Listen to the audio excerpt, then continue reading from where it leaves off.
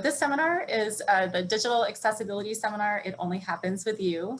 I'm going to provide a bit of a background. So just so you know, the support for today's event is being provided as always by AHRQ, who provides support for event day logistics, and also GSA DigitalGov University, who is providing the webinar platform. Unless otherwise noted, no statement during today's workshop should be construed as an official position of any federal agency. So for folks who are new to the Federal Leadership and Professional Development Seminar Series, it's a by government and for government seminar series covering leadership and professional development topics and best practices. As an overview, we started in September of 17. Our speakers are government employees, mostly in leadership roles, and the audience is open to the whole government, attendees from all levels, GS1 through SES. Attendance is currently remote only. We have seminars every couple of months. It's not a funded program. There's no cost to attendees or payment to speakers. Briefly, our goals are to connect federal employees and also federal employees with federal communities of practice, to share federal expertise and lessons learned, professional development, problem solving for common hurdles, access to seminar series resources and other opportunities, and partnership and promotion of similar efforts. Our vision is to build, retain, and connect a more collaborative, engaged, and capable workforce with the tools and expertise needed to more efficiently and effectively serve the public and ultimately go further, faster together. Our reach so far, we have 14 videos on the YouTube channel, 6 videos on max.gov. We have over 5,100 listserv subscribers. The attendees per seminar are around 300 to 1,500, and we have 40 to 60 agencies attending usually. So when I put this together, the slide together, we had 40 agencies, but we actually got a few more after I made the slide, so it's over 40. But I just want to pause here for a second for you all to see the breadth of agencies attending today. So it's really fantastic to see the spread across the government. Just wanted to provide this slide to provide more information, and you all have the slides. You don't need to write this down. Just here's my contact information, how to join the listserv, and links to past recordings as well as our webpage. Just today, please engage. Please use the chat box as much as possible to chat in questions and comments and answers, and also respond to the polls if you're able to. If you are on the phone and you're unable to connect through the chat box, please do feel free to email me, and I'll be checking my emails as well throughout. So our seminar today is Digital Accessibility. It only happens with you. I'm going to start off with another poll. How familiar are you with accessibility in Section 508? So Gabby, if you can launch poll number 2. So the response options are very familiar with Section 508, and I have extensive experience performing accessibility related work. Somewhat familiar, and I have some experience. Somewhat familiar with Section 508, but I have no experience with accessibility work. Or the last is not familiar with accessibility or Section 508. And just looking at the polls here, thanks so much for typing into the polls. It seems that we have some folks who are experts and have a lot of experience. Some folks who are somewhat familiar and have some experience under their belt. Some that know about 508 but don't quite have experience yet. And then we have some that are brand new to the field. So you're all in a good place. We're going to be doing some level setting and then diving into more details as well. And one more poll here. So do you know how to contact your Section 508 office? Yes or no? And again, I'm seeing a big mix. Actually, it's split about down the middle, about half and half. Some folks know and some folks don't. And so again, for those of you who don't know, we'll be covering that today. So now I want to move over to introduce the 3 speakers today. So first off, we have Cammie Truesdell, the OS Section 508 Program Manager from HHS. Cammie has worked in the accessibility field for over 12 years and has been a part of activities ranging from evaluating compliance, training development, acquisition reviews, project management, and many tasks in between. She also has experience in process development, gathering business requirements, and quality assurance testing. Michael Horton is the Accessible Design and Development Advisor at GSA. He is an accessibility and technology professional with over 25 years of experience in website and web-based application development. Compliance and subject matter expert, GHS certified trusted tester and advocate. He joined the DSA government-wide IT accessibility program in August of 18 as an accessible design and development advisor. Prior to joining GSA, Michael served as a Section 508 manager for FEMA. And last but not least, Andrew Nielson is the ICT accessibility subject matter expert at GSA. He is an expert in the field of information and communication technology, ICT accessibility. He is a co-founder also of the annual ICT Accessibility Testing Symposium and is a principal co-author of the current version of the Trusted Tester Accessibility Testing Process, which is recognized across the federal government as a gold standard for accessibility testing. So welcome, and I'm going to hand it over to the speakers now. Thank you, Kim. This is Mike Horton. Again, welcome everyone. Before we get started with our prepared presentation, we've got a couple more short answer questions and polls for you. So our first short answer question, and please type your answers into the chat for this one. What does accessibility mean to you? And we'll take a look and see how those answers come in. Equal access from Susanna. Have easily available. Making things available for anyone to use, regardless of whether they have limitations. There's a lot of answers. It's scrolling very fast. Universal, available to all. So good. I think we have a good sense of what accessibility is, and I think that's a great starting place. But as the previous poll mentioned, there are some that are new to the area, and so we hope to be able to provide some information to you on that, and give you some information on what you can do today to help be more accessible and inclusive to people with disabilities. So let's go to the next slide. I think we have another poll. Hey, Mike, real quick, I just wanted to point out a few that I also like. I see, I saw someone, a gateway to provide open dialogue. I like that one. Oh, nice. Enhancing human experience or human capability, I think was another. So those are some others. I think some great words that are added into the mix that maybe we don't associate quite as often. But yeah, some really great answers. Thanks everyone for chiming in. Yeah, great. No, great. Thanks for keeping an eye on that. And I see folks are already answering the poll question, but let me read that out for those that are connecting to their phone or want to answer in chat. This is a check all that apply, and five possible answers. The first one, I work with someone with a disability, or I think I might. The second one is, I know someone with a disability, or think I might. I wear glasses or contacts. I find myself turning up the volume after someone else has watched the TV. And I have adjusted the click speed of my mouse. So those are some of the questions we have to check that apply.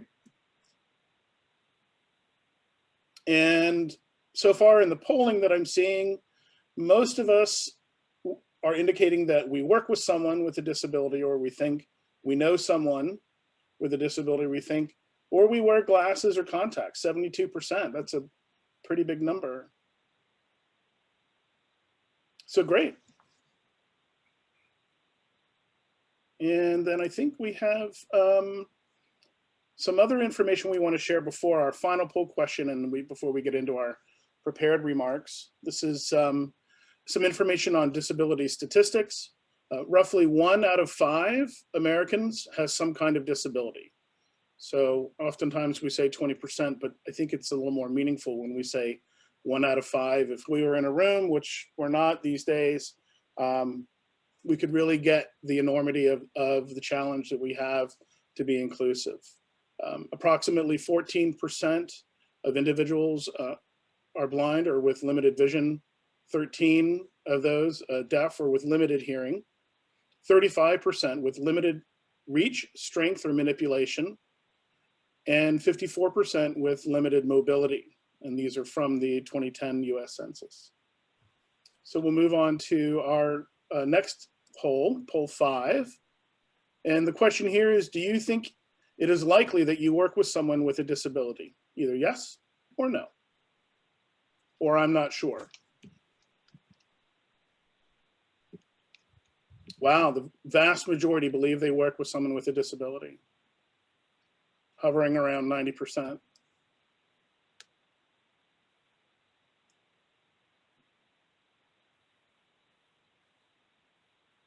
Yeah. 9% are saying they're not sure, and 3% are saying they don't. Okay, that's interesting to note as well, is understanding, you know, what we perceive, you know, how folks adapt and participate in the information that we share and make available. So without further ado, we'll talk a little bit about what we're presenting today. Again, myself, Cammie, and Andrew. We're going to talk about what is accessibility and why it is important, how you can make a difference now, some general recommendations for improving equity and accessibility for people with disabilities, accessibility considerations for virtual meetings and collaboration like this one, and some tips for creating accessible content. We'll also talk about how accessibility fits into the life cycle of federal products. And then we'll recap on, you know, how everyone has a role, and then provide some resources and how-tos that can help get you started today and let you dig into how accessibility applies to what it is that you do. So next slide, we're going to jump into what is accessibility. And next slide. So a quick primer for those that might not be familiar with Section 508. The reason we refer to the federal accessibility as Section 508 is that it comes from Section 508 of the Rehabilitation Act of 1973, which was amended in 1998, and the technical standards of which became enforceable in 2001. So for about 20 years, actually it was January of 2001, they became enforceable. For about 20 years, we've been working at raising awareness to 508. And Section 508 means that anytime the government develops, procures, maintains, or uses information and communications technology, or what we refer to as ICT, the information and data must be available to people with disabilities. And we have a reference in the slides to some of the applicable laws and policies related to that. We do speak of Section 508 conformance, and this means conforming to a set of standards that must be met to enable persons with disabilities to be informed, to perform work, receive government benefits, and conduct business. And to be accessible is how successful a person with a disability can locate, get to, and understand information they want or need. In short, it's accessible allows someone to adapt to technology based on their needs. Next slide. What is covered under Section 508? The ICT that I referred to earlier, information and communication technology, has a really long description, but in general, it includes software, hardware, and products that people use to obtain, retrieve, and communicate information electronically. Some examples that are very common, but certainly not limited to this set, would be our web or desktop or mobile technologies, printers, scanners, and kiosks, email, PDFs, office documents from Microsoft, training materials, and other support materials. Software that is used but not purchased by the government, and posting to and using social media websites. Next slide. So who is covered under Section 508? I apologize, we were on the wrong slide earlier, so just going to pause for a second for folks to see this slide a little bit longer, and then I'll move on to the next slide. Thanks, Kim. Thank you. Okay, so a little bit about who is covered under Section 508. And when we first learn about who is covered under Section 508, most folks come to understand that this is for individuals with disabilities that are permanent and perhaps obvious. However, disabilities are not always permanent. They can be temporary or they can be situational. And so when we plan for disabilities, we must plan for disability types that are permanent, temporary, and situational. And so let's talk about those a little bit here. On the screen, we have a graphic of little stick figures of different folks grouped into touch, see, hear, and speak.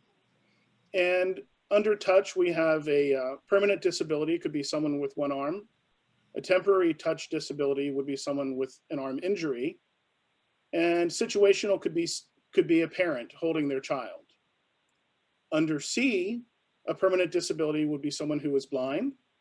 Temporary could be someone with a cataract.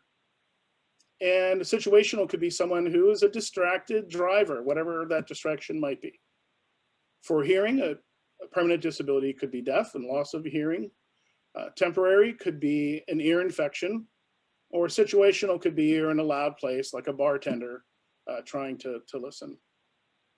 And for speech, a permanent disability could be that someone is nonverbal, or maybe you just have a temporary infection like a laryngitis or something after that loud situational concert you went to. Or you could have a heavy accent, and that makes it difficult to be understood. So those are some of the folks that are covered. So let's move into why accessibility is important. And next slide, Kim. Thank you. Again, we often look at disability that's important for others. The Section 508 standard is written to ensure that members of the public and employees have access to information, but we are also members of the public and employees of the government. And we want to make sure that information is available to us as well. And as we age, we are likely to change how we adapt to the digital world in different ways. Perhaps we increase our reliance on technology to read or write information for us. And perhaps we enjoy our independence and are really hopeful that autonomous vehicles are figured out before they take our driver's license away. I know I am. So everyone's got their own journey, but we should understand disability as a function of age. And according to previous census information, individuals between 18 and 24 are 9.5% likely to have a disability. Between the ages of 25 and 35, 10% have a disability. 35 and 44 years of age, 14%. 45 and 54, 21%. It keeps getting higher. 55 to 64 years of age, about 34% have a disability. 65 to 74 is 42. And if you're 75 years young or older, 64% of us are likely to have a disability. So if we're not doing it for us now, we can do this for ourselves in the future, but also for people today. Next slide. So we must include everyone. In some cases, a person's disability can affect his or her use of information and communications technology. And below on this slide are some examples of the barriers for persons with disabilities.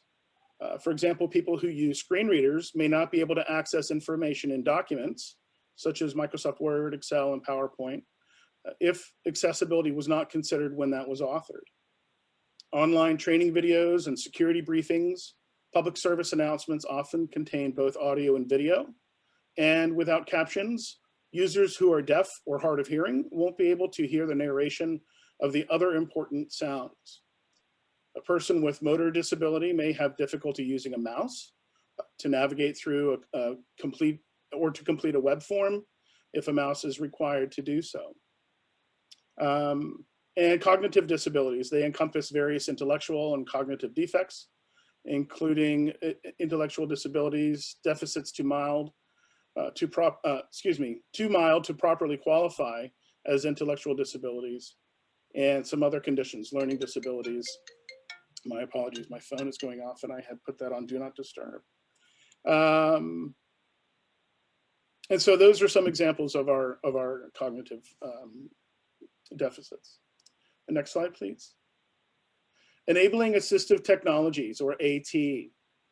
Many different types of software and hardware-based assistive technologies are available today that enable people with disabilities to access information and communications technology. A few common types of assistive technologies include speech input systems, screen readers, screen magnifiers, and alternative keyboards, including head sticks and joysticks. In addition, features such as Sound Sentry in Microsoft Windows can alert a person who is deaf or hard of hearing to when a sound is played. So when we make an error on our keyboard, sometimes a sound is played to alert us that we've made a mistake. Those can make the screen blink and do other actions. Speech recognition software, again, lets a person use spoken commands to enter text or control a computer. Screen readers, they translate text into synthesized speech. Screen magnifiers allow a user to magnify the entire screen or just a portion of the screen as though they're looking through a virtual magnifying glass. Reading assistant software combines advanced speech verification technology with scientifically based interventions to help strengthen reading fluency, vocabulary, and comprehension. And again, alternative inputs allow computer users to navigate who have limited mobility. These again mimic keyboards in many ways, and they can include eye gazing, a sip and puff, foot pedals, and other input devices that can help mimic a keyboard. And so that's why keyboard functionality is extremely important when we consider accessibility. Our next slide. There's a whole bunch of assistive technology that were designed for people with disabilities that they use every day. There's a lot of benefits. Some of the things that were invented for people with disabilities we're familiar with, curb cutouts and stuff in the built space, but many of us don't know that texting was first developed for people who could not hear. And I think most of us text. One recent innovation that's been built on accessibility requirements is now very popular and how people use TV. So in the chat, I'd be interested to see how many folks watch TV with your captions turned on. Let's see that chat room blow up. Always, yes, I do, always, sometimes. We have one no, preferably, two no's. So a very good mix here, it looks like, but it's everywhere from always to sometimes to no.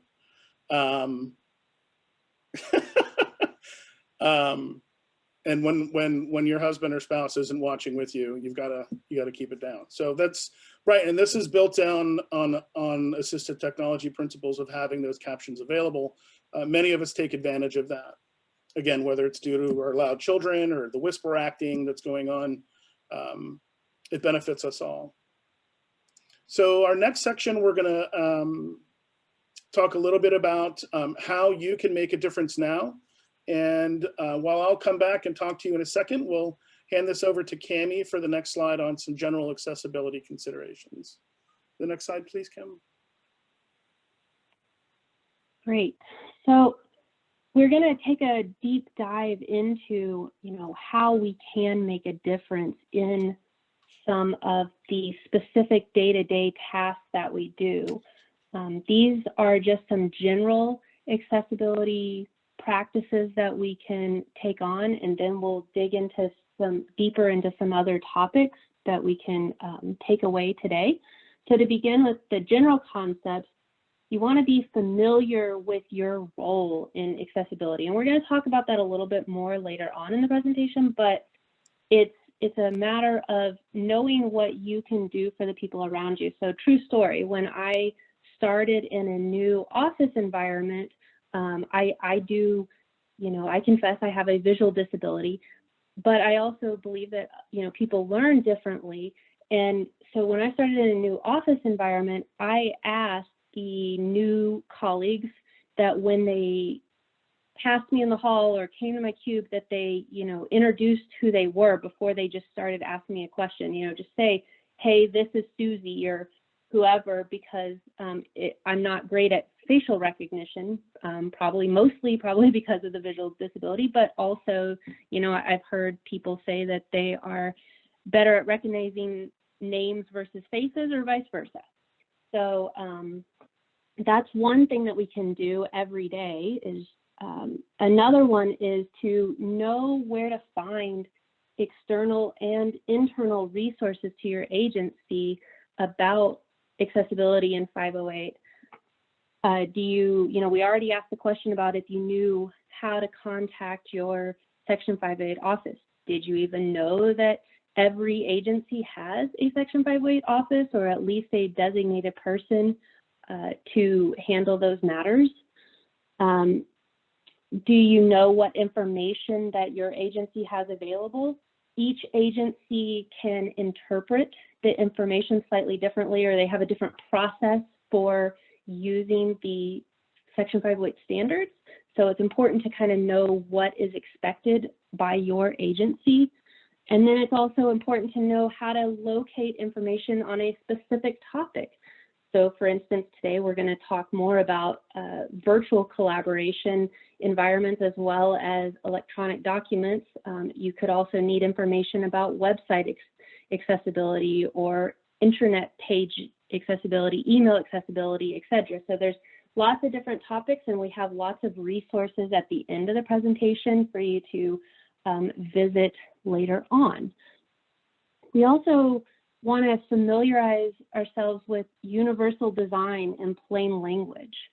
A lot of times, the accessibility standards are different than the topic of usability, but they really kind of also go hand in hand. So for instance, I'd like to know in the chat if you have ever used Alt-Tab to switch between applications on your computer versus using the mouse, or have you used, Alt-F to access a menu in a browser instead of, clicking with the mouse? That's great. It looks like many people have. So that's a form of keyboard accessibility, and you probably did it because it is slightly quicker than trying to locate the pointer and, finding the exact thing to click on. Accessibility also pertains to all mediums.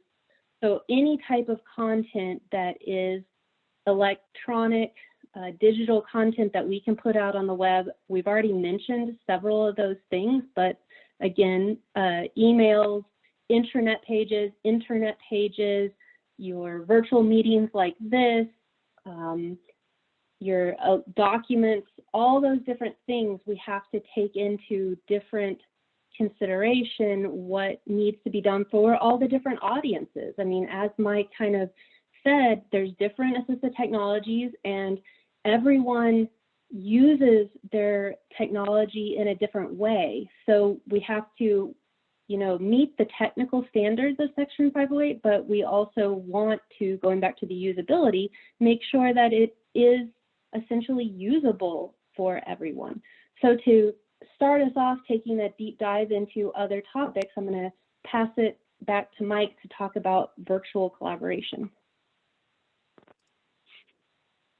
Thanks, Cammie. Very great points there. Again, reinforcing the fact that all disabilities are different and everybody adapts differently to this. If we could go to the next slide, Kim, I want the folks in the chat who want to participate to enter in the number that they see in the colored circles on the slide. Looks like everybody is saying that it's the number 12. Nobody is saying anything different. Okay, we'll move on to the next slide. And the next slide is 45. Someone had a question mark, I think, as it blurred by. A question mark. Lots of question marks. The question marks are there because people such as myself, if you could go to the next slide, Kim. As you know, my name is Mike, but what you didn't know about me is that I have a form of color blindness. Color blindness affects approximately 1 in 12 men and 1 in 200 women across the world. And with the increased use of visualization, for example, the challenge with that for me and my colleagues is understanding that information. In order to participate in meetings, I shouldn't have to request an accommodation that information that's communicated using color also have an alternative way for me to understand and access that information.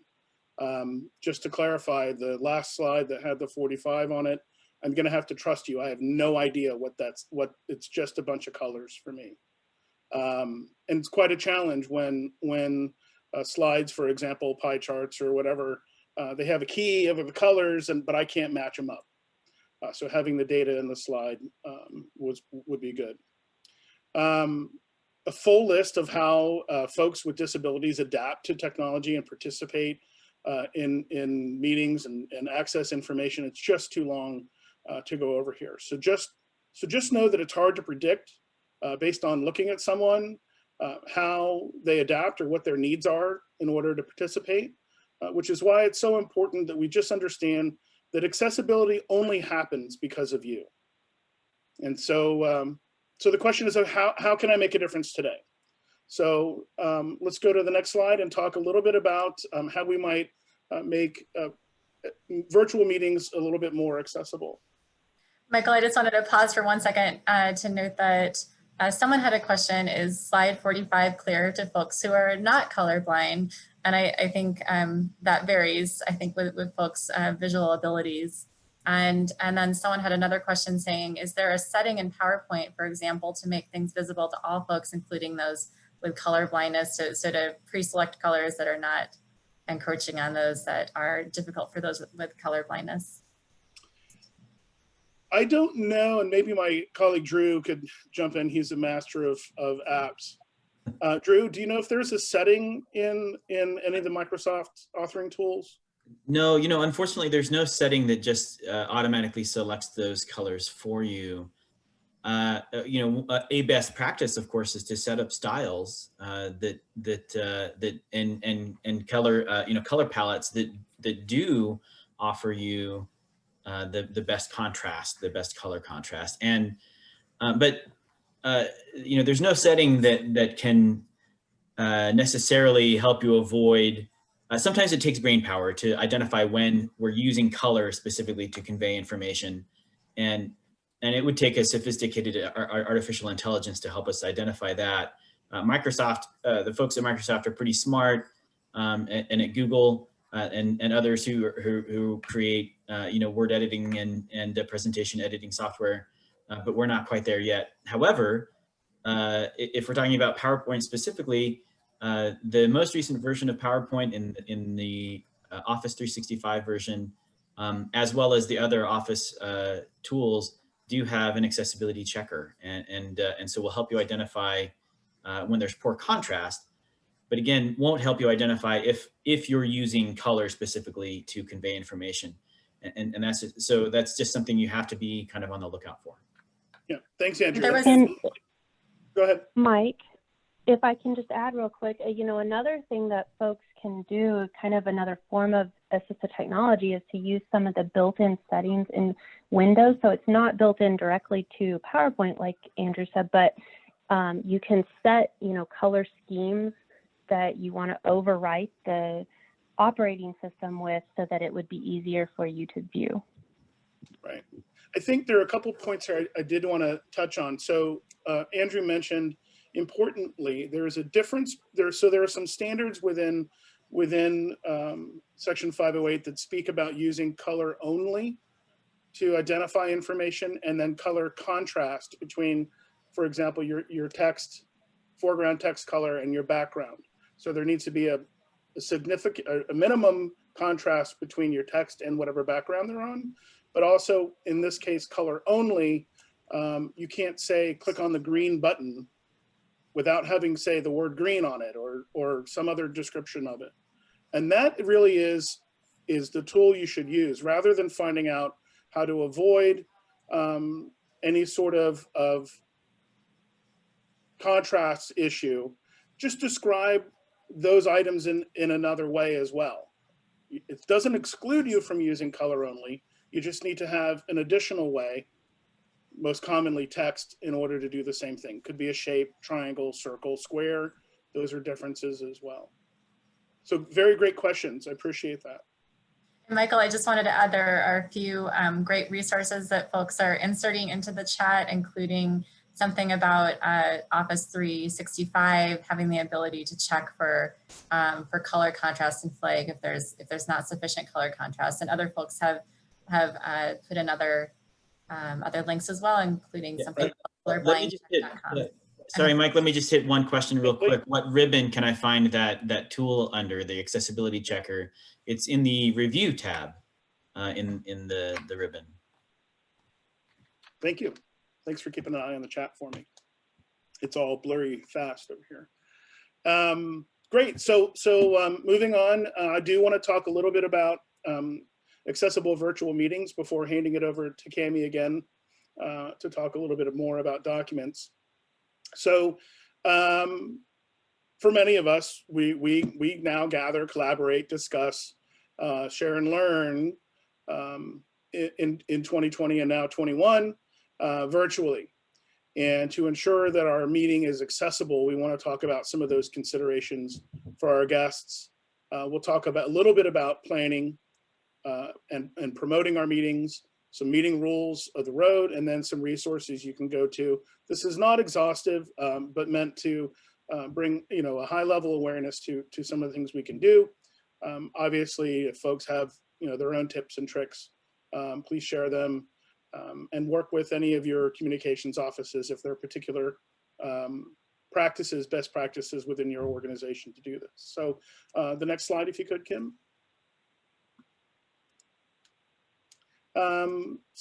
Planning. When we plan for our virtual meeting, one of the things that we want to do is we want to select the proper virtual platform. So we want to understand our audience. And I understand sometimes agencies just have one. Hopefully, agencies have more than one to choose from, and they can balance some of the features out. So who is your audience? What product and features will you be using? Will you use audio or video, screen sharing, polls, chats, Q&A? All these different things might be features of that platform that you want to take advantage of, and that's why you're selecting one over the other. And then how do you plan to accommodate those individuals who can't participate with those features? Again, some people might not be able to access the poll as quickly as they may be able to enter their information in chat, so they get to participate as well. Providing reasonable accommodations. You want to provide accessible documents, so those resources that you send out before, during, or after your meeting, they should be accessible. Live captioning, like we have here today, provided by FedRelay. They're providing live captions. Two-way captions. You can also interact with the captioner. So if you have a question that needs to be asked of the chat, the captioner can do that for you. And then upon request, sign language interpreters is another common method for folks to be able to provide support to their participants. And one of the things that we haven't normally done, I would say most of us probably set up our own meetings, is having a moderator or someone to provide technical support for the hosts. We've got Kim and all sorts of folks here that are helping us out. And so having those moderators and those teams behind you to help you out are just essential. So next slide. When, excuse me, when you're sending out your invitations or promoting your meeting, you want to provide alternate ways for those people to join. Most of the services we use now, including Zoom, like we're on today, they'll provide phone numbers for folks to dial in that can't come in through their computer. Sometimes that can be based on a person's disability and the software they use, but sometimes it could just be your agency doesn't allow you to use Zoom. And so I have to call in through a phone. So that's, again, that's a situational disability. I don't have access. I need to find another way to adapt in order to participate. So we want to provide those alternate ways to do that. We want to communicate accessibility information in that invitation. So if you already know you're going to be providing captioning, indicate that and provide that information in the invitation so it's readily available. Don't wait until the day of to send that out, because people are going to join the meeting and it takes time to find some of that information. For accommodations that you're not providing by default, American Sign Language, for example, might be one that you don't plan for right away if it's a small group. Certainly provide information to folks on a point of contact where they can request that accommodation and any timing that they need in order to be able to do that by. Sometimes they might need 72 hours to make arrangements to have an interpreter join an event. and then distribute your slides to your attendees in advance. Obviously, I understand that's not always possible, but if you can, that's a great opportunity for folks to be able to read ahead so they can understand the information and any acronyms or jargon that's being used. Next slide.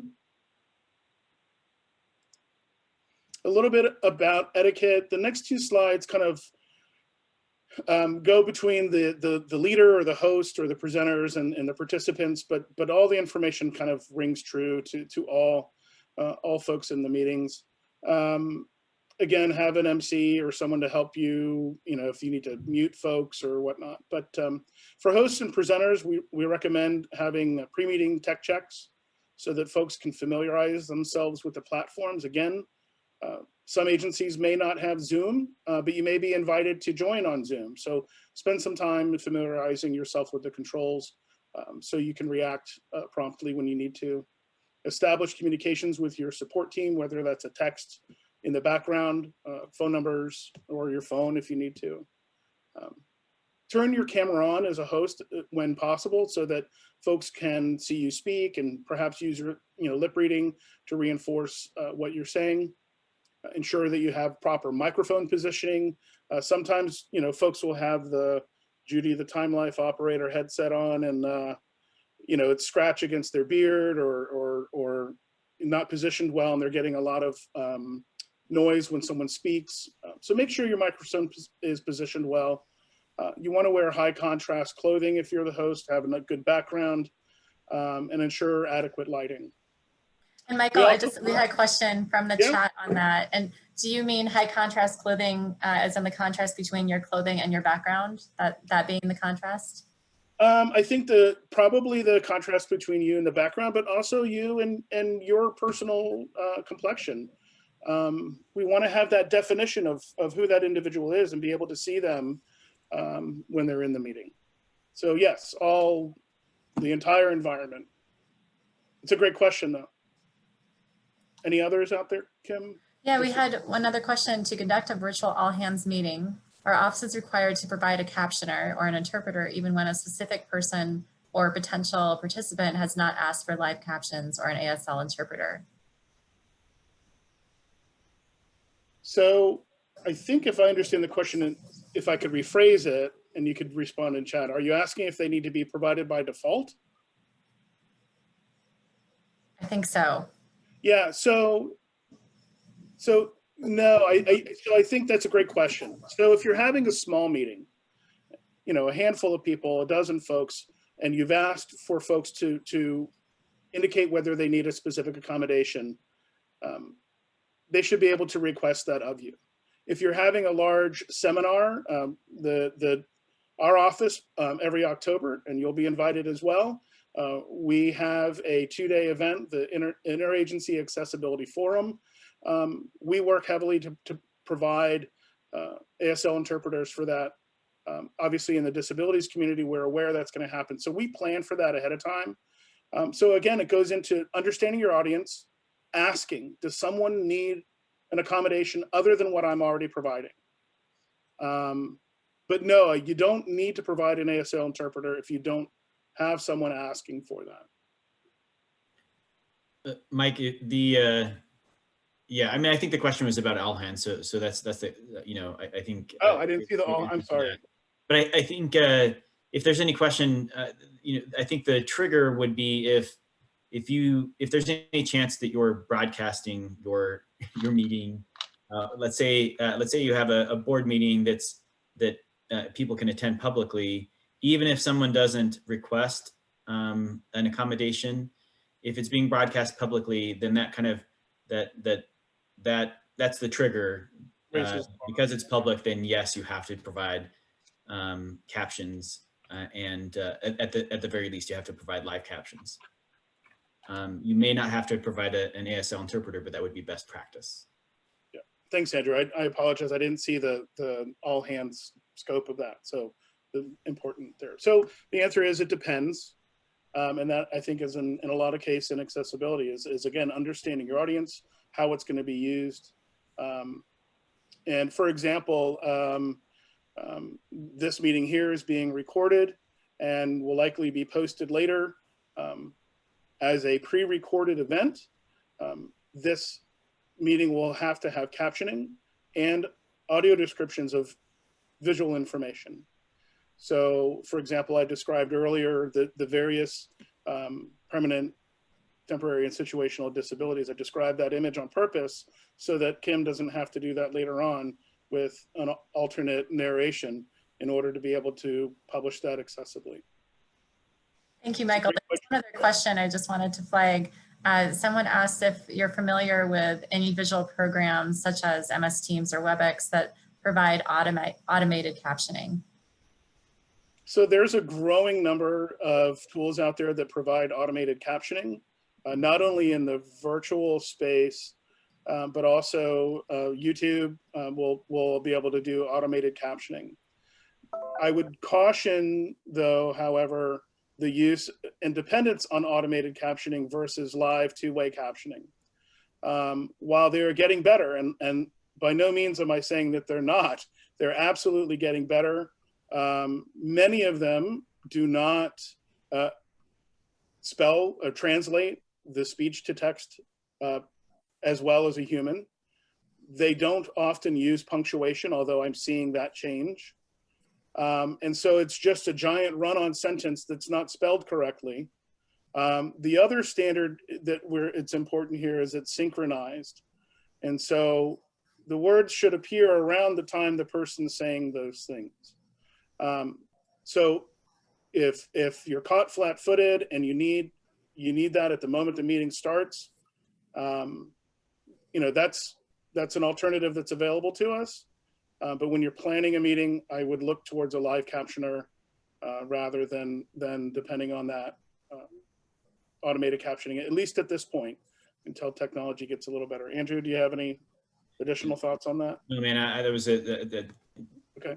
Yeah, it was good. We talked about that. Ensuring some of the meeting rules. Kim did that at the beginning of our meeting. Again, describing what's on screen, using plain language, avoiding your jargon. A lot of times, particularly for us today, many of you indicated that you were not familiar or just slightly familiar with accessibility. So I'm trying to stay away from either the words that lawyers make us use or some of the technical terms that the developers use in being conformant. But some of that might creep in a little bit later. So use your plain language when possible. Ensure your speech is clear. Have a good pace. I've asked Andrew if I'm paced too fast or too slow. I think I'm blazing through, but he said it's okay, so I'm going to trust him.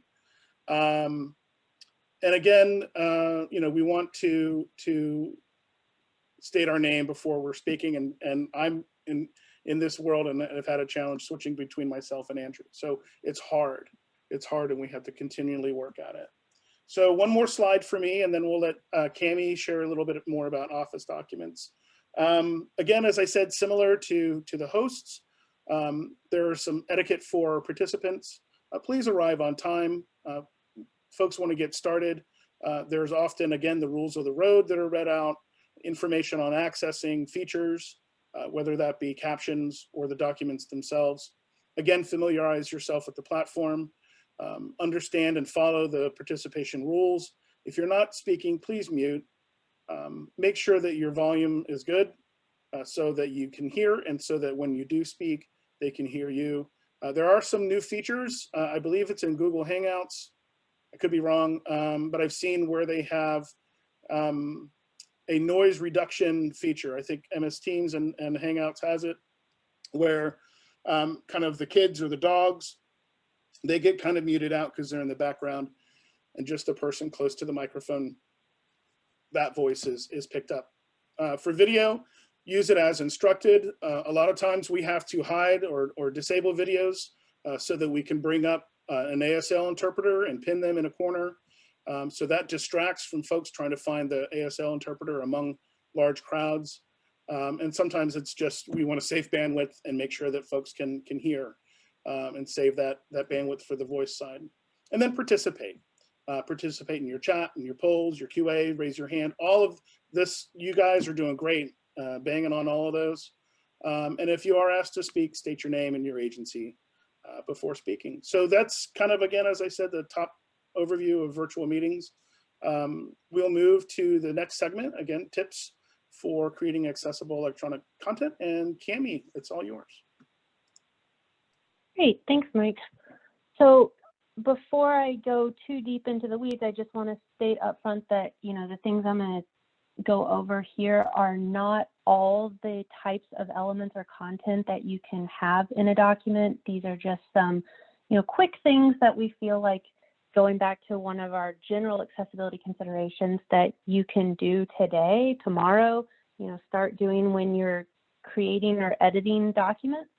As well as just following these few tips will not likely make your content fully conformant with 508. So it's important to look at a completed list from your agency or from the Access Board. And additionally, I'm going to talk kind of at a high level about some of these items, but if you have access to the slides at the end of the deck, there is more in-depth step-by-step instructions for how to do some of these things. So with those disclaimers out of the way, I will start with just some general office items that we can do. These would apply to, all the office applications. The ability to do these things is available in all the office applications. The first one being the high contrast, using high contrast colors. And we've briefly touched on this in some other manners that Mike was talking about. But how many of you, and you can let me know in the chat, like yes or no, have, wanted to change the color in your document and simply just clicked the red underline under the A for the font color and didn't think to, go in and pick a different color? Great, I'm seeing some yeses. What I have found along the way is that many times I think people just pick the default thing that's available and don't really think too much about what color is going to be used, but happens to be that default red is not compliant with the Section 508 standards, where there's a ratio needed for most text to be sufficiently contrast against the typical white background. So to make that situation better, it's better to click on the little arrow next to the font color and use the dark red, which happens to be in the standard colors bar. It's the first one. That's just one example, but typically just using dark colors against a light background and vice versa, you're going to be pretty good. There, we have some other, again, there's lots of resources available in this slide deck, and so you'll be able to access some resources about how to check your contrast and how, what some different color combinations that would work might be. Another thing that we've kind of already touched on earlier was using textual content in addition to color, so that you're not using the color by itself to portray information.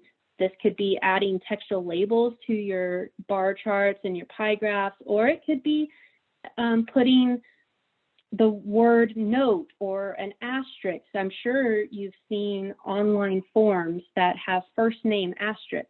Well, it's in red. That asterisk is that textual indication that there's, it's really important, or it has a meaning, and maybe that meaning has been defined above the form. Oftentimes it'll say asterisk equals required. So that's a common example of where we see the textual representation in addition to color. Another thing that often comes up is that we have images in our content, and for non-visual users and some other types of users, it can be very beneficial to understand what that image is trying to convey. There's a couple different kinds of images. We've got things that can be decorative versus meaningful. If you just have, some clip art, most times that's probably going to be decorative content. And in the newer versions of Office, in the screenshot on this slide, there's a checkbox for mark as decorative. So for those types of images that really aren't adding value to the content, you should check that box if you have the newer version of Office. There's some other recommendations for, older versions of Office, but where you do have a meaningful image, such as your logo or, in these screenshots, we want to describe what is being conveyed so that all users can understand all the information that's being presented. Another thing that we want to make sure we do is make sure we structure content that is related to one another as a list. In the formatting toolbar in the Office applications, there's bullets or numbering styles that we can select. And we want to make sure that we turn those on instead of just inserting an image, like a smiley face, before the piece of text, or, using just random characters in front of the text, because it won't, behind the scenes for the assistive technology, it won't provide the structure to inform the user that that content is grouped. And then lastly, for general recommendations across all the Office applications, we want to make sure that we use tables for data and not for layout. Sometimes people insert a table structure when they just want some white space between content, or they just want, content specifically on the left or the right, whatever it may be.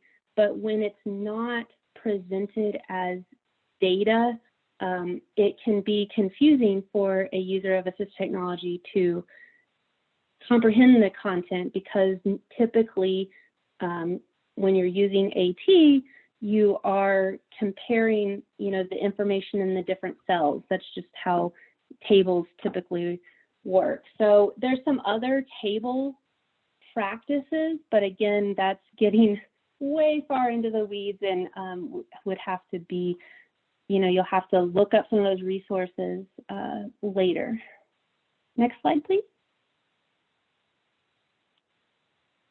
So jumping into Word specifically, there's several things that we can do to help the accessibility of our Word documents. And I will also add that there are a few items that, if you know the document's going to become a PDF or HTML later, some things may be okay, but these recommendations are for if you know it's going to remain a Word document, be distributed or posted as a Word document. So one of the first things, one of the most common things that needs to be done in Word is making sure that we set heading styles. And heading styles are the short phrases that we often see in our content. They could be colored, bolded, larger fonts, etc. By using the styles pane on the home ribbon, we can select heading 1 through heading 6 style, and this will allow users of assistive technology to understand the hierarchy of the document, as well as navigate quickly to those different pieces of information. Additionally, by using the heading styles, we can view the navigation pane, which is available under the View ribbon, and it will provide us kind of a visual outline of the document. And the only things that appear in the navigation pane are the headings. So that's another reason it's important to select it, because then, it kind of helps us as we're even editing the document, go, see where we are in the document and how it all flows together. Another item is that in the header footer area of the document, which is the top and bottom of the document, we make sure that we put any repetitive information in those areas. That can be contact information or a logo, or it could be draft, confidential, all those types, pieces of information. We do, however, need to make sure that that information is provided at least once in the body of the document. So around the first page or the first place that it is visible, we want to make sure that we provide that information textually in the body. And then if it is repeated on other pages, that's when we should make it available in the header footer so that that repeated information doesn't become cumbersome for the user of the technology. Another thing that I have seen a lot of people do is we often like to press enter or return to create some white space in our document. It's just really easy, right? But unfortunately, with assistive technology, you'll hear blank, blank, blank, blank, you know, and it'll go on for how many ever times enter was pressed. So we can avoid that type of information because it might confuse the user as to whether there is more information in the document or not. We should use the line and paragraph spacing tool to create before and after spacing around that text that will create that white space for us and give us the visual appearance that we're going for. When possible, it's a good idea to add meaningful link text that describes the purpose of the link and possibly, you know, where it's going to take you, whether we just say like the Google homepage or whether we say information on pandas, you know, whatever it may be, but it should be descriptive so that users can understand where it's going to lead them versus having something such as click here or more info. Those can be used from time to time, but it's better if we can provide the more descriptive text. It's also better to provide the link text when at all possible instead of the raw URL, because the raw URLs can be confusing and can sound a little bit like gibberish if they're super long. And then another important item is to avoid the use of text boxes when at all possible.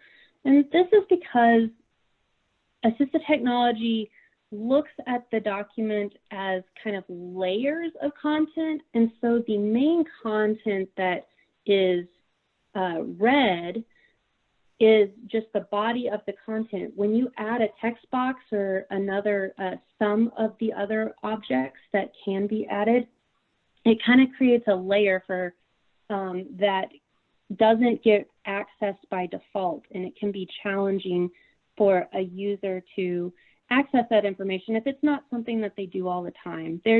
Most likely there's special keystrokes that they could use, but you know, the base common user doesn't do those kinds of actions all the time. So where at all possible, it's better to avoid using text boxes.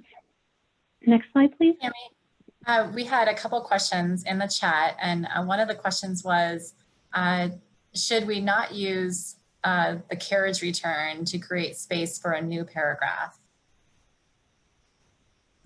Yeah, so one return or enter, you know, is okay here and there. Where at all possible, it is good though to go ahead and set up the line and paragraph spacing so that before all pieces of text, you know, maybe it's 12-point spacing before the text, and so it would kind of create that spacing naturally without having to have that enter. But if one or two carriage returns are in there, it's not going to be a big deal. It's where I find that it becomes a problem is when you're at the end of a section and you're trying to push, you know, you don't want the next section to start on that page, you want it to be on the following page. You know, instead of hitting enter there, you know, you might use a page break, or on a cover page where you want the title in the center of the page, it would be better to use line spacing before and after. And there was one other question about using the table function rather than a text box, but I think that that was not the best practice. And I see Michael is responding, saying a best practice for adding other text boxes would be to use another slide template that had the number of text boxes that you would like. So you actually set it up as a master template.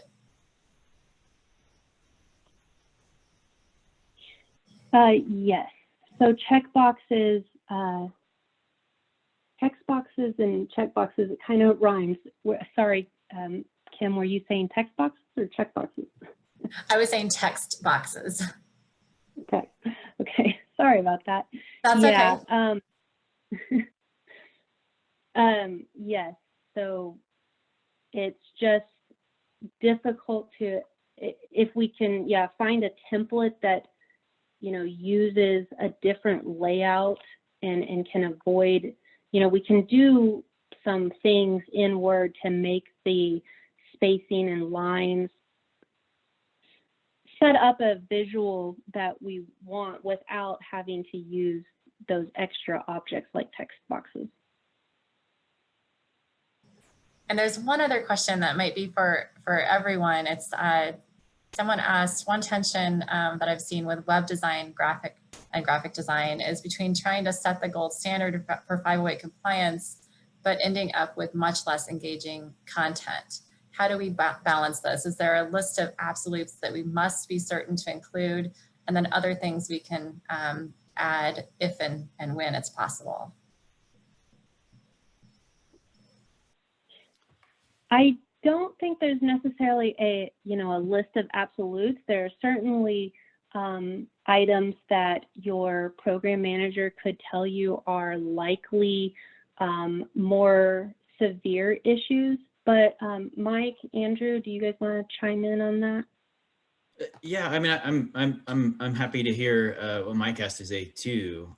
So Mike, don't be shy. But I will chime in. I think it probably depends on how you define the gold standard for Section 508 compliance or conformance. I would tell you that I think that's probably a misunderstanding of that tension. I think that I'm not trying to dismiss the concern, but as an example, go to the U.S. Web Design System page. That's design system. Excuse me, Mike. Is it designsystem.digital.gov? Let me double check. And that's a really great example of web design with really compelling components and visual design, and it is accessible. So I think it might be it might be a challenge to you then to make sure you really truly understand what the Section 508 conformance requirements are, and yes, it may be a challenge to get your design, if you're retrofitting, for instance, to make it conformant. But I think if you start out understanding the Section 508 requirements from the get-go, then you can still build really compelling designs that are accessible from the start. So I hate to. Again, I'm not trying to dismiss your concern, but I would suggest that it's very possible to build very compelling designs and still be accessible. And I don't think there's much of a compromise, if any at all. Yeah, this is my, I will, echo what Andrew said. I would say that I've talked to a number of designers, and I do understand their concern. That the question and perhaps the tension that they reference, the question comes in, is it the design that's important, or reaching an additional 20% of the population? We want our designs, we want them to be engaging. We want people to come back to our sites because of the user experience and all of that lends to that feel and that, that design. But the design should be inclusive. And so it is a challenge to balance that. But we shouldn't make a decision and say, well, it looks better for most people if we do it this way. We want the information to be out there. We want people to be able to engage with their government, or we want employees to have the dignity of work. And so we do have to make a balance there. I do see a question. It's from the same participant from Chris on GIS mapping tools. how far do you have to go to make those accessible? And quite honestly, Chris, that probably is one area where it is probably way more difficult to make all of that information accessible. And there are smarter people than me thinking about that and about how to do that. I don't have the best answer for you at the moment about how to make everything accessible. But you know, especially when we're talking about dynamic content and it may not always be possible to anticipate ahead of time how somebody is using that and what outputs they create. So yeah, you know, best practice is when you have, you know, when you're conveying information, try to convey it in text as much as possible, or give the users the data. And so even if you have a visualization of the data, even if it's a, you know, for a geographic information system, providing the data to the user textually at least can be helpful. Though I realize even that it may not always be possible. So yeah, we may not be able to get all the way there, but that's just one of those areas that of you know, advancing technology that we're going to have to struggle with for accessibility purposes. Thanks so much. And I just wanted to add, just due to time constraints, we may not be able to get to all the questions now. We have 15 minutes left for the session, but please continue to write your questions in. If we don't get to them during the recorded seminar, we will be able to send out answers by email. So please don't hesitate to keep entering your questions and your comments, and we will hold some of them till the end just to make sure we get through all the content. And we are now moving, we're going to be pressing the button to move to slide 34 for folks that are on the phone.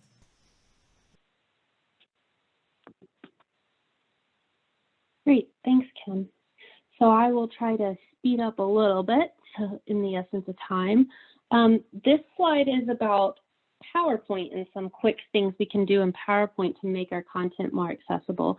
So reading order is probably the biggest item, the most frequent error that I see when reviewing PowerPoint content. And really, it can be fixed pretty easily by using the selection pane, which is available from the home ribbon and under Arrange. And the thing that kind of trips people up sometimes about reading order in PowerPoint is that the objects that are on the slide need to appear in the selection pane from a bottom to top order. So the last item in the selection pane will be the first item interpreted by assistive technology. And in addition to using the selection pane to actually adjust the reading order, another quick way that you can check the reading order of your content in PowerPoint is to click on the slide outside of any of the boxes and use the tab key, in whatever order the focus rectangles, the resizing rectangles appear around an object is the order that the content will be read to the user. So you just want to make sure that they're in an order that logically makes sense. Typically, you know, here in the US, we read content top to bottom, left to right. So typically that's the order that we want the content to be conveyed to a user. Additionally, we want to make sure that we use unique slide titles. So this can come into play, especially when we have multiple slides on the same topic. You know, for instance, we could have put this whole section under, you know, fast fixes, but instead we added a unique phrase to each slide. So the last one said fast fixes for Word. This one says fast fixes for PowerPoint.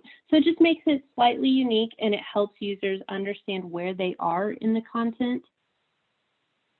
Another important aspect to PowerPoint is hiding decorative or repetitive content from assistive technology users. And again, this is kind of like headers and footers in Word. Essentially what we're doing is we just want to make it less confusing. So by using the Slide Master, which is under the View ribbon, we can set up the template for the whole presentation. We can set up the color scheme, we can set up what bullets will be used, and all these different things, as well as we can place any repetitive content. Maybe it's the slide number, again, maybe it's the logo, contact information. whatever it is, we can put that information on the slide master, and it will be ignored by assistive technology. Just keep in mind that that information needs to be provided at least once in the normal editing mode for PowerPoint. Oftentimes, speakers add additional information to the slide notes area of PowerPoint, but this content is not picked up automatically by assistive technology. So it's just important to indicate to users either at the very beginning of the presentation, if there's slide notes like on every slide, or if it's just one or two slides throughout, indicate on that specific slide that more information can be found in the slide notes area. When at all possible, we should avoid animation effects because it can not provide the information in a timely manner that we expect the content to appear. For whatever reason, it seems like assistive technology is usually about a step behind. Plus, some animation effects can cause other types of issues for different types of disabilities. So when at all possible, we should avoid animation. If we need an animation effect of like we only want to have one bullet appear on the slide while we talk about it and then have another bullet appear, you know, there's other alternatives we can do, such as maybe duplicating the slide and just having, you know, on slide 1, we have one bullet, on slide 2, there's 2 bullets now, and etc. So and that's an alternative to one way of doing animation. And then another item for PowerPoint is that we provide URLs for media content instead of inserting a media player. Thus far, even though technology is improving every day, the media players that are often inserted directly into PowerPoint are not real keyboard accessible. And so therefore, there would be a large group of users that would be unable to access the content in PowerPoint itself. So if you can, you know, provide a link to YouTube or some other location. Next slide. For Excel, how many people, or I mean, you can say yes if you believed it was, and no if you already knew this, but how many people believe that because when you open Excel and it's a grid, it was a table already?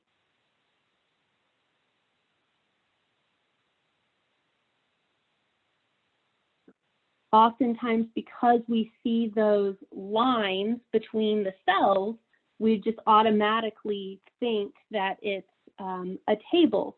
But I see a mix of yeses and nos in the chat.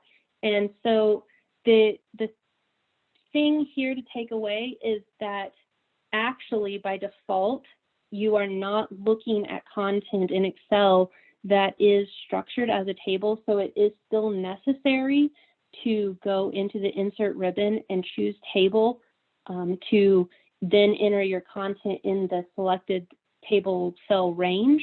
When you're creating your table, it's going to give you a dialog that asks what the range is and whether the table has headers. And so you do need to check the box that says my table has headers. This will provide a little bit of cell association for users of assistive technology. We also want to make sure, going back to kind of keyboard access, we want to make sure that all users can access all the cells in a worksheet.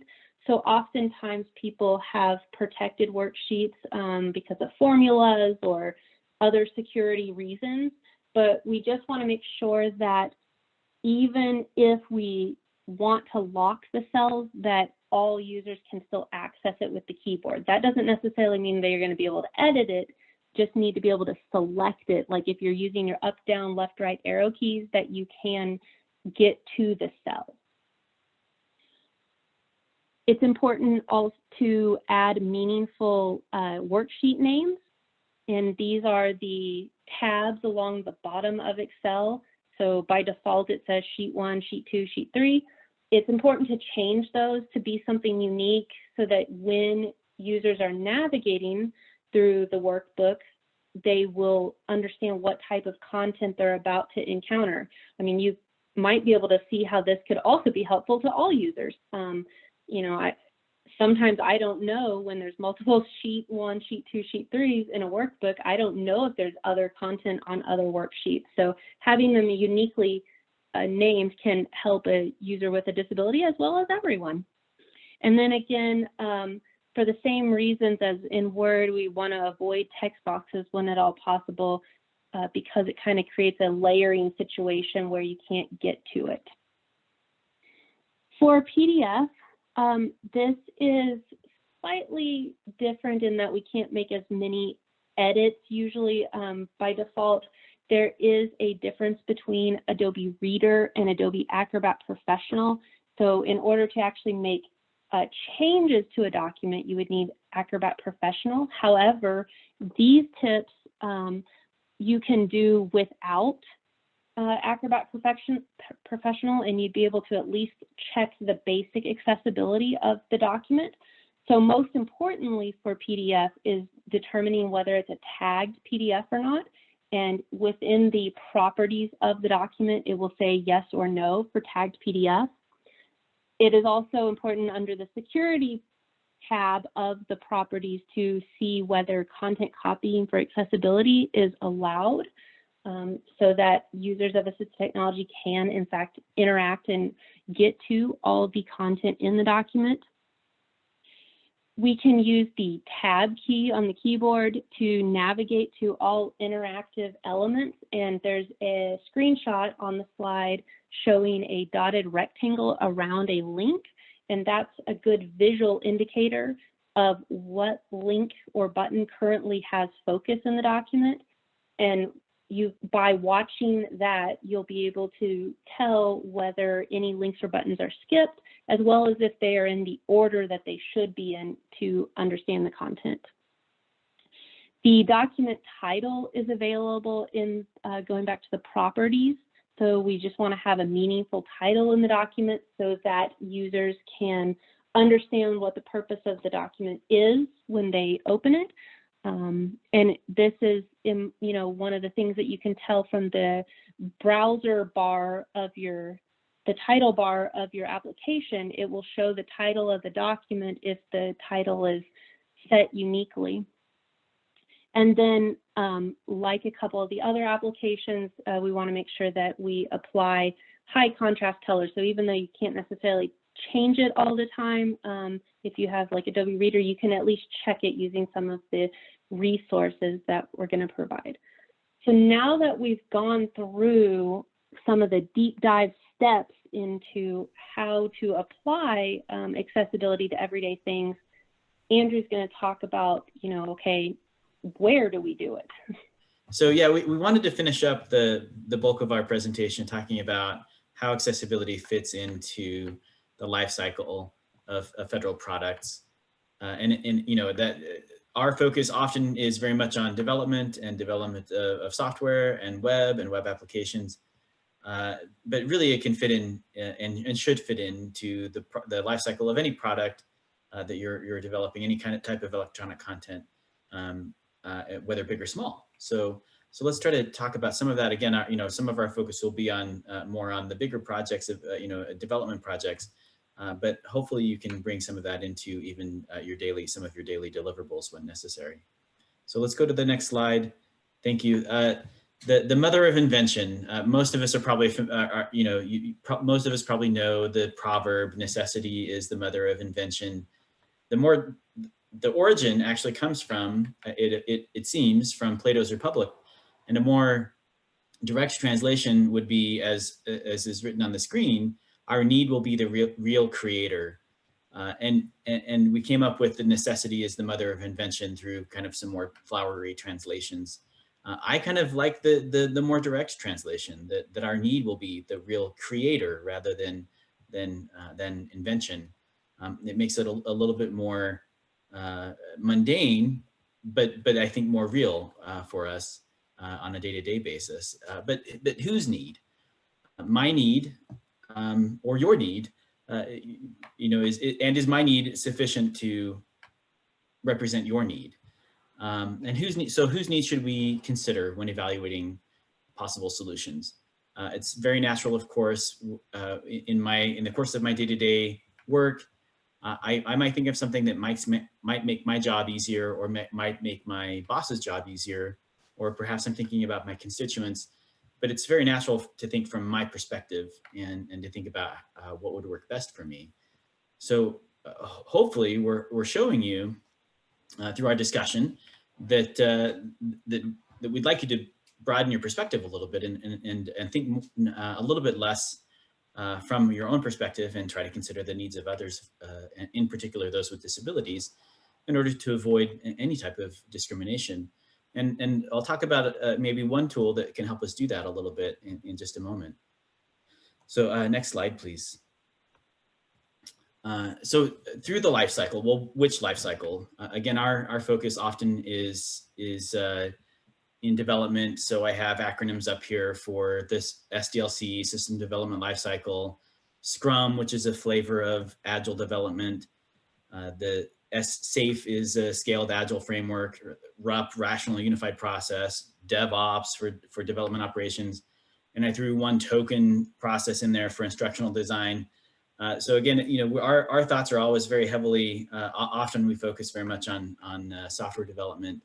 But it could be, again, for any product that you're developing, even if it's just one document, whether I'm going to distribute that on my intranet site, or it's going out publicly and I'm converting it to a PDF for whatever reason for public consumption.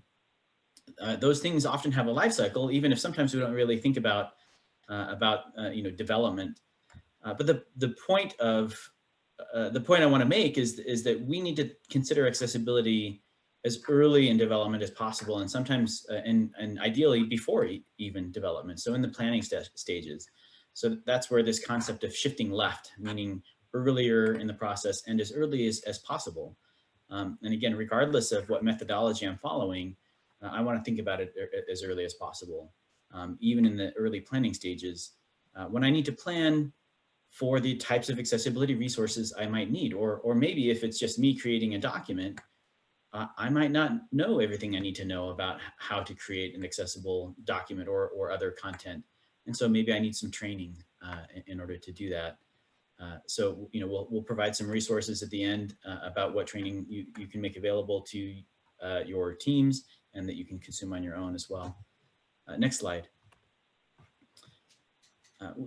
We may need to think about whether or not we're purchasing or building a product or electronic content of some type. And when we talk about accessibility in the acquisition process, we have some tools to help us evaluate the accessibility of products that we're considering. Of course, we need to make sure that we understand what accessibility requirements apply to the type of technology or product that we're procuring. But one thing that you should always be looking for is, and I apologize for not spelling it out, but the voluntary product accessibility template, which produces an accessibility conformance report. So that's the VPAT/ACR. Every product that we buy should be accompanied by a VPAT or ACR, an accessibility conformance report, telling us how accessible it is and whether or not to what degree it meets the Section 508 conformance requirements. So if you're in procurement, if you're buying something, make sure you pay attention to that, and go to our section 508.gov/buy site for more information about how to incorporate that into your procurement process. When developing, again, we still need to know what conformance requirements, what Section 508 requirements apply to the type of product that we're developing, and then make sure that you know and that your team members know how to satisfy those requirements. So again, you may need some training and other guidance to help you get there. You might need to make sure you have the right types of resources assigned to your project, and build in the time for that as part of your development of your product. Make sure that I think we had a concern earlier about meeting the gold standard, and do we need to meet the gold standard? If you have the right types of resources, sometimes, do you need to meet the gold standard? Well, unfortunately, there's no kind of minimum or below minimum standard. The gold standard is the Section 508 requirements, and there's no kind of gradation to that. It's kind of an all or nothing as far as the statute and the regulations go. But how easy is it to meet that gold standard will depend on what types of resources and skills your resources have. So make sure that you have the right resources and plan for that. And sometimes, yes, sometimes you might need to plan a little bit more time. But hopefully not. Hopefully it's very marginal if you have the right resources. Next slide. Again, I kind of mentioned it already, but there is no kind of gradation. It is kind of an all or nothing. Federal agencies are required to meet the Section 508 standards, and actually the Section 508 regulation also requires us to identify the needs of all users, in particular from Section 508, the needs of users with disabilities. So back to that question of whose needs, yes, the necessity, what need is creating the need for an invention, but I need to make sure that I'm looking at it from all perspectives and from those of users with disabilities. Cammie mentioned briefly the principle of universal design, which is really just a concept that is more. It basically just means that we're trying to build a single product or a single solution that can be used by as many people as possible. Another term, inclusive design, is sometimes used, and there's some differentiation, but basically, again, the purpose is we want to meet all users' needs with the product that we're developing. And I have a couple of resources on here from the Web Accessibility Initiative, the World Wide Web Consortium's Web Accessibility Initiative, and in particular, from an individual who's been involved with that Web Accessibility Initiative to give us some guidance on personas. And I'm going to walk us through the use of personas and how that can help us design for users with disabilities. And so that, that being one of the tools that we can use to help us consider everyone's needs. But again, make sure that the people on your team understand the requirements and understand how to build products and content that is accessible. So really quickly, if we go to the next slide, wanted to give you an example. So using personas is very useful in design of software and websites and web applications. It's not the only use of personas.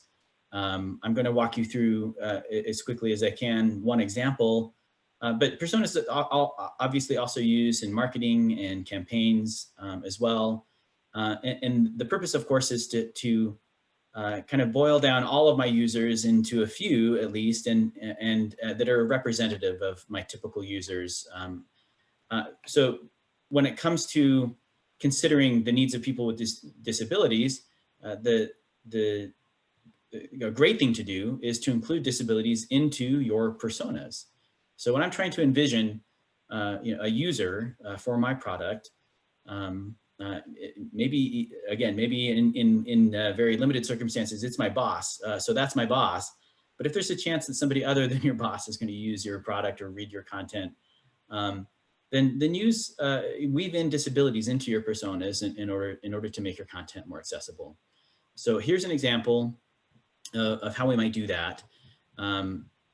David is a potential user for our product, is in middle management at a large government organization. And during the pandemic, he must keep tabs on his team's safety, including work status and location, and report up to senior management. So that's just kind of a general description of David, who he is and what his needs are. But here's where we're going to weave in a disability, or actually in David's case, multiple disabilities. So David is colorblind and cannot easily distinguish between reds and greens. He has also started to develop age-related macular degeneration, which is causing blurriness in his central vision, making it difficult to read. So again, I might not know immediately how to meet his needs, and it's important for me to get the right type of training in order to know how to design and develop content. But I'll give you an example of what some of those considerations are. So if I'm building a solution to help him check in on status, we'll develop a little web form, perhaps, that lets his subordinates click a check-in button and then fill out a form to give their location and their work status for the day, so that David can then check in on them, make sure that they're safe, and then report that up the chain. And so that everyone's aware of where people are working and what their status is. So knowing, so here are, this would be a little wireframe of that web form. So I have an image of a check-in button at the top and at the bottom in two different states. The state at the bottom is on hover, or when the check-in button has focus. But so to describe to my developer, so if I'm the designer and I'm thinking about how I want this to look for the user, to convey some information to the developer, I'm going to add some annotations to make it clear what David's needs are, knowing, so, as the designer, trying to internalize David's needs as my persona example. So I'm going to give the button a role of a button that gives it the right types of semantics programmatically, so that somebody with a screen reader user, that's more important for a screen reader user. So someone with a screen reader can interact with that button and know that it's a button, for instance. I'm going to give it an accessible name that's coming from the inner text of the button. And here's where it's important for David. So knowing what the Section 508 requirements are, as Cammie mentioned before, I know I need to have at least a 4.5 to 1 ratio of contrast between the foreground text and the background. So I'm going to spell that out as a designer. I'm going to give the specific hex value, knowing what my my size is of text and the hex value for both the foreground and the background. And then I'm going to make sure also for a screen reader, I'm going to make sure that it's in the tab index. And then I'm going to do the same thing for the on hover state or the focus state. And that's where I'm making sure, knowing that David has some blurriness in his central vision, it's more important for him to have high contrast. And so I'm going to make sure that I spell that out for the developer. Thinking those things through, again, it does take understanding what David's disability means and translating that into my design annotations. But knowing that and then studying up on what the Section 508 requirement is for contrast, I can convey that to the developer. And then I'm getting it earlier in the process for shifting it left, so I don't just leave it to the developer. I'm part of that as part of the design as well. Next slide. So again, have the right skills and knowledge, get the training where you need it, and make sure that one big point is I'm borrowing an agile term, but make sure that accessibility is included in your definition of done. So it's not a finished product unless it's accessible. Next page. And we'll really blow through these for knowing your role, because it really is just kind of a lot of summary.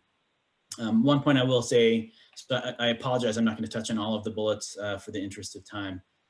But the main point is that your role may change depending on whatever product we're talking about. Mike and Mike used to actually build websites. That's not his role anymore, but he might weigh in on that. And I guess actually he does that, actually do a fair amount on our section 508.gov site. But your role might change over time, depending on the situation. You might have a different role. You might manage a project in one case. For instance, you might not be a developer, but you might be producing documents that might have wide distribution.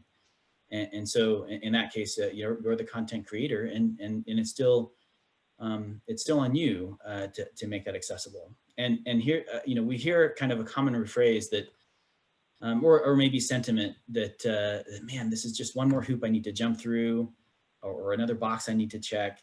And I understand that sentiment, because it sometimes seems overwhelming. But our request to you, you know, and what we implore you is to understand that that accessibility happens because of you. It's not something that's happening to you, but we need everyone's help in order to avoid discriminating against individuals with disabilities. And so it is important to know what your role is and what it takes to make content accessible. Will your product's users or audience include individuals with disabilities?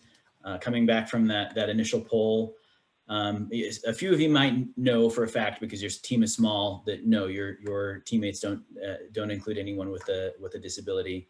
But chances are, at some point in your career, at least, and chances are right now that you're working with somebody that has a disability, even if you don't know it.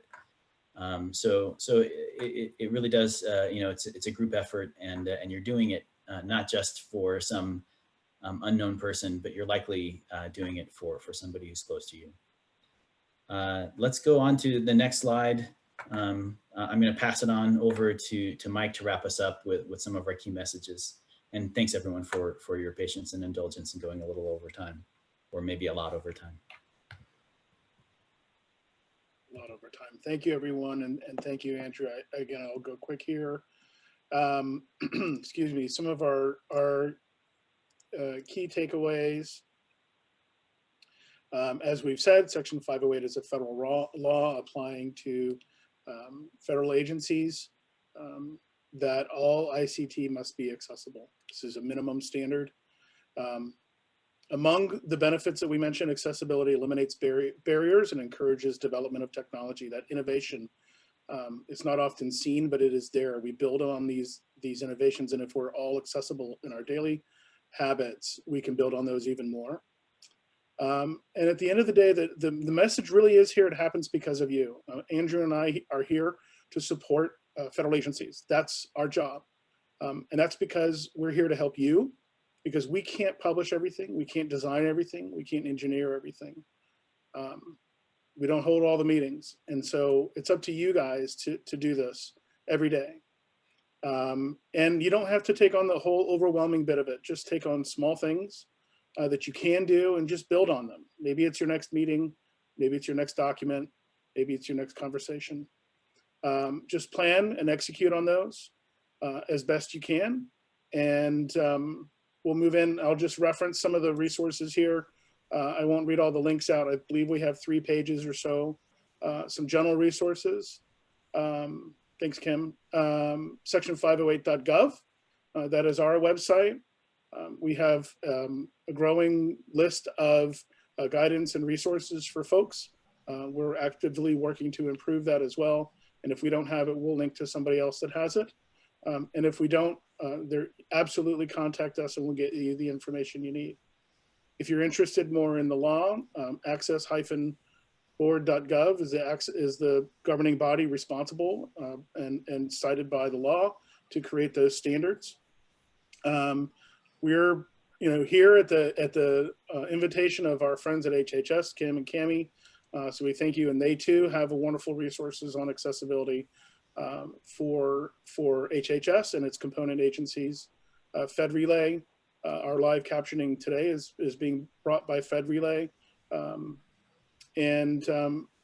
There's some general information again from the W3C, the web content accessibility group, on how people with disabilities use the web. And that's just to help us understand perhaps how someone else might get to it.